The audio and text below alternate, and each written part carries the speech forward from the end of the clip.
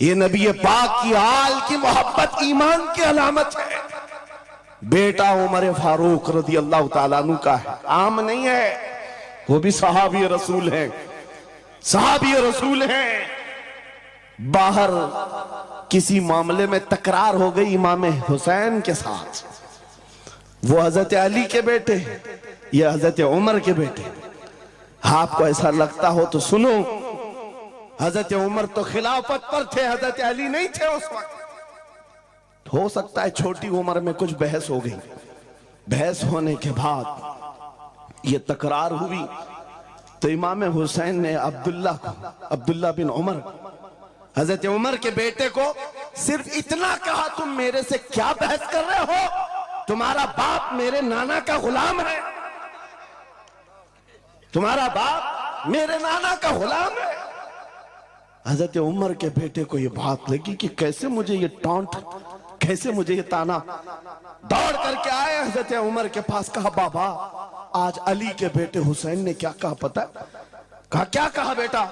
कहा हमारी तकरार हो रही थी, इसमें उन्होंने बुला करके मुझसे ये कहा कि तू मुझसे किस बात पर लड़ता है, तेरा बाप तो मेरे नाना का गुलाम है। हजरत उमर ने कहा ऐसा कहा उन्होंने, ऐसा कहा? कहा सच कह रहा हूं बाबा, ऐसा ही कहा। कहा बुला ला हुसैन, बुला ला। तलब किया गया, इमाम हुसैन को बुलाया।